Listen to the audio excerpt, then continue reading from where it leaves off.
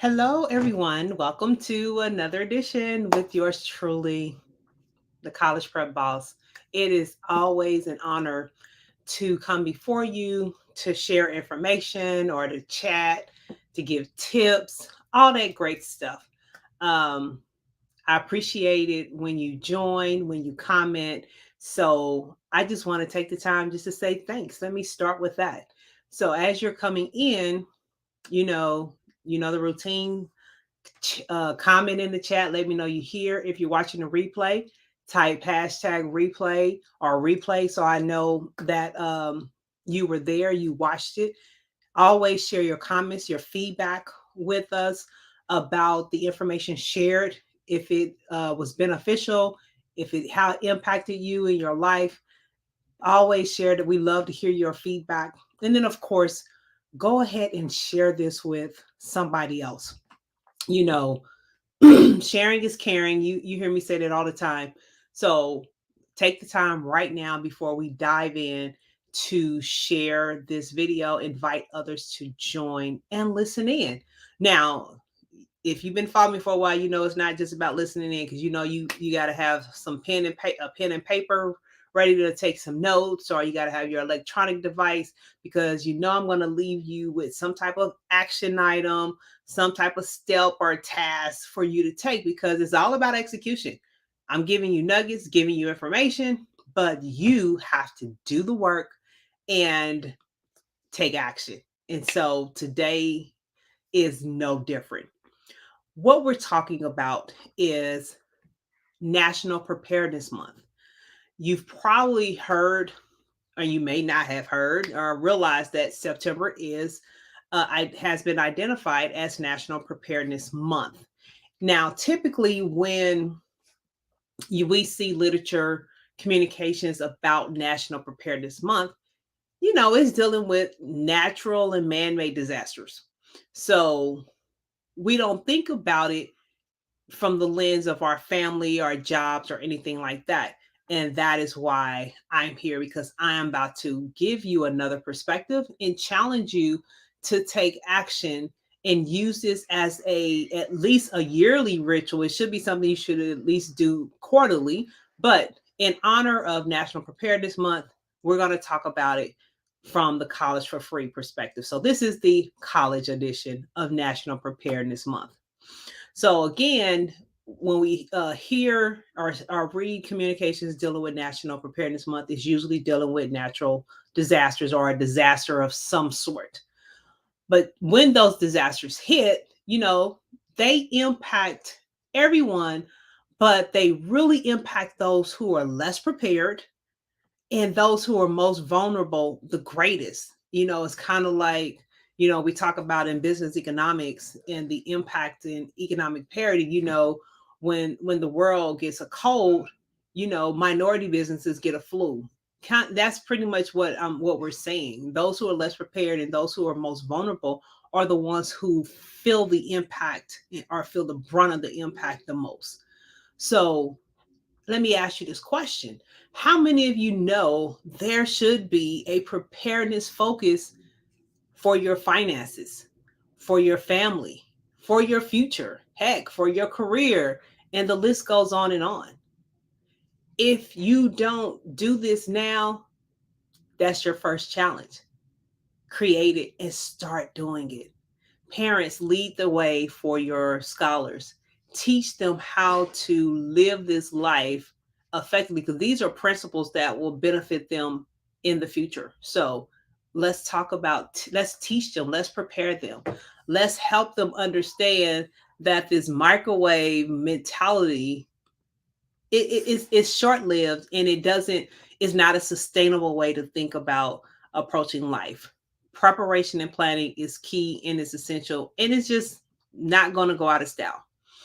So I've always said this. I used to say it a lot in my training classes. I say it a lot to my team, leadership, coaching, training, all of these areas. Opportunities only come to those who are prepared to receive them, and that's just how life works. And I just will remind you, this is something I used to share as well. The 6 P's. Some of you may have heard this before. You may have heard it as the 5 P's, but I like to use 6 P's. So if you never heard it before, then here's a new thing for you to learn today. And when you learn it, remember it and implement it. So when we talk about being prepared, I always think about the 6 P's. Proper planning prevents piss poor performance, period. And that's just how life is. For me, that's like a principle of life. If you don't prepare, you get what you prepare for. So if you don't prepare for it, then you ain't going to get anything. And that's just reality. All right. Or you're not going to get the desired outcome you are looking for at its maximum potential. All right. So we don't want to be in that space. Now, looking at it from a college perspective, whether you're preparing for high school, a test, a big game, I used to play basketball, we had to prepare for games, or college, you need to have a plan, you need a strategy, you need to have follow it up with some consistent action, and you have to be disciplined. So, how should you move forward? Well, you know what? I'm glad you asked. So, we're putting on professor, coach, hat, all those different hats I wear, and we're gonna go to school for a little bit. So I'm taking a page out of my project management, my engineering, and my college reboot curriculum, and I'm about to just kind of school you on what National Preparedness Month should look like, or what it looks like from my lens, the college edition. As many of you know, that's where engineering comes from. I'm an engineer by trade, but I also play sports.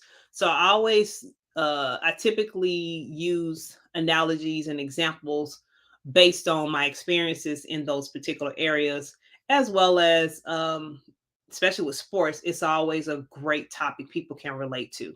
So here I'm looking at it from a project manager. I've even used a similar analysis with basketball. But what I want to tell you, parents, and this is what I want you to teach your scholars, you are the architect and the project manager of your life. Now, you can tweak that and say you are the architect and the project manager of your future. Going back to the statement I just previously said, you only get what you prepare for. So why not be intentional about going after what it is you really want?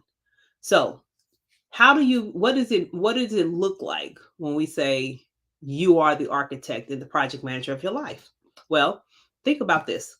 How many times have you heard someone say, or you said it yourself, I'll believe it when I see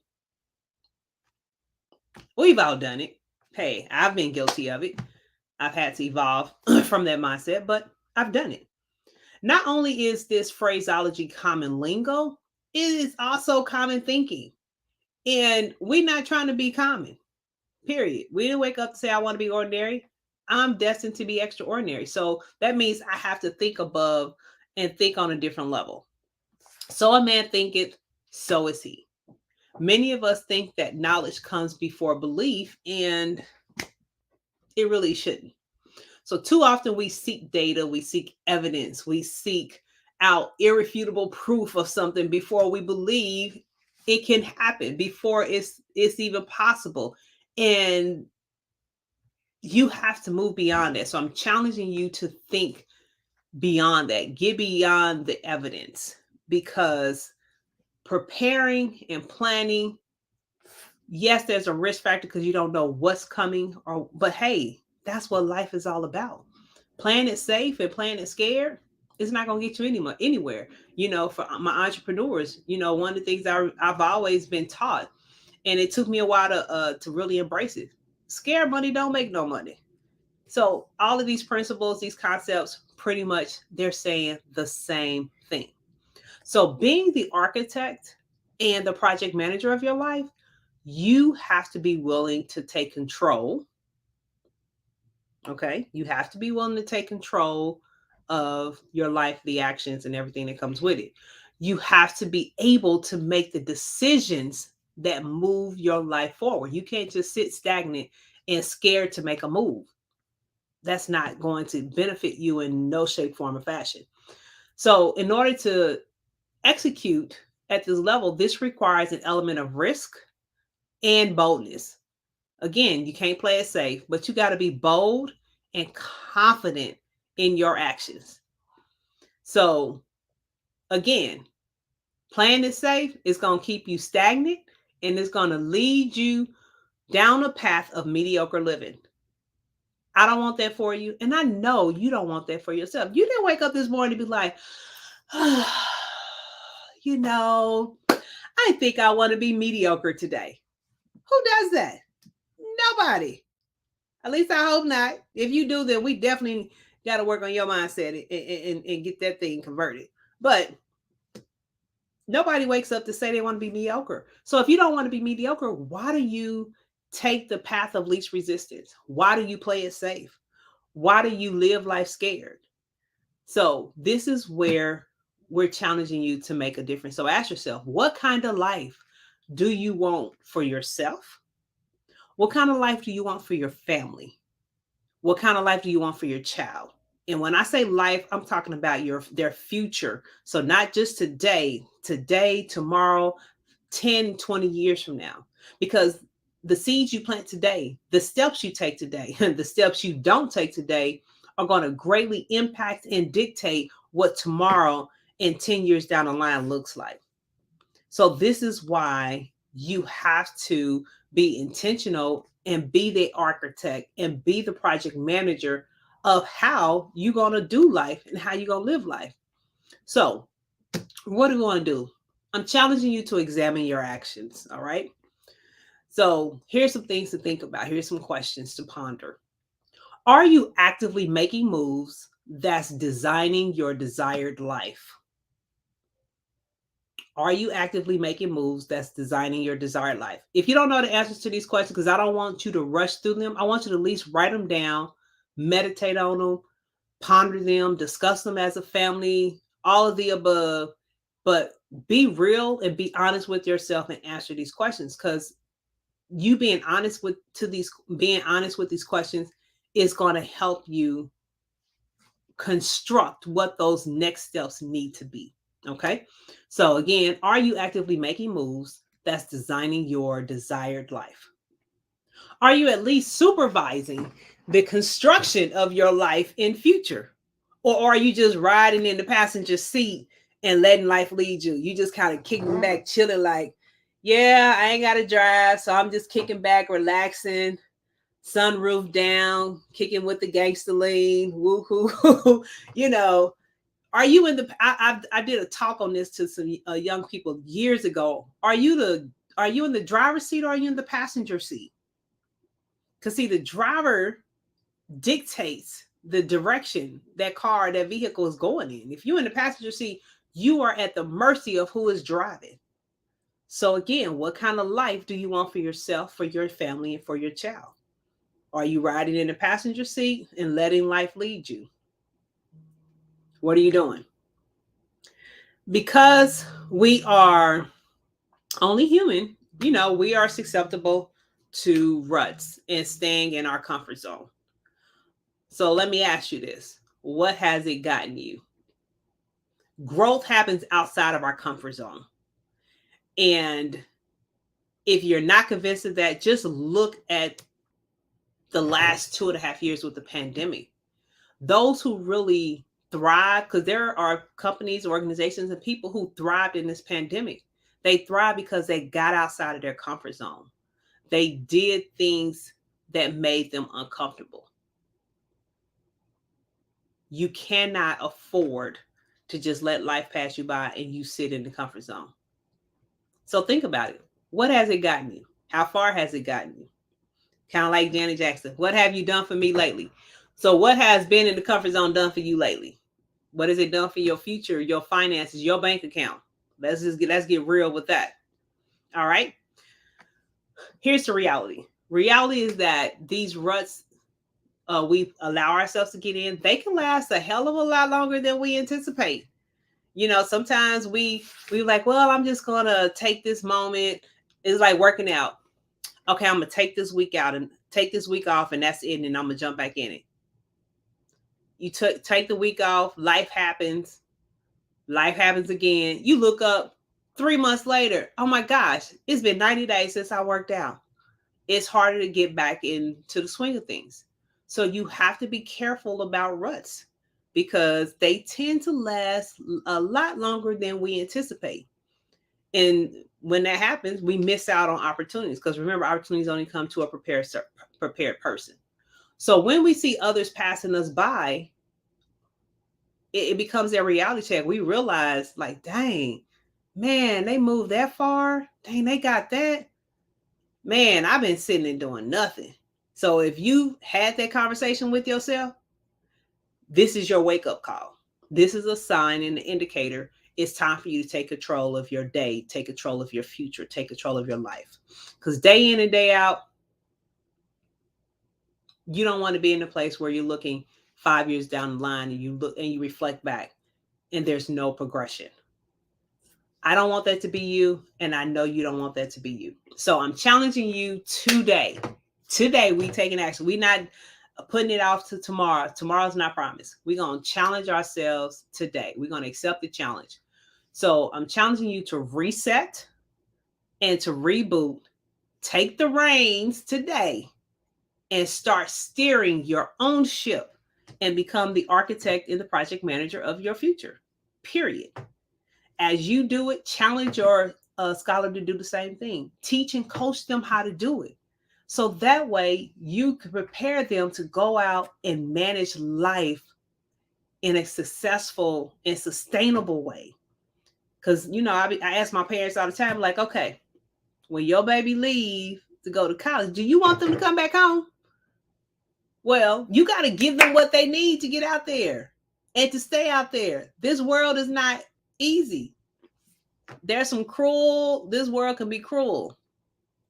How are you preparing them to manage those dynamics, those elements, those curveballs, those detours, those ditches they're going to run into? So you lead by example and equip and teach them at the same time. So the challenge is, again, is for you to reset and reboot. Take the reins today. Steer your own ship. Become the architect and the project manager of your future. Go ahead and establish. Here's how I want you to do that. Establish your framework. I believe in framework. Framework is like our roadmap. Establish your framework for your future. So a little project management here.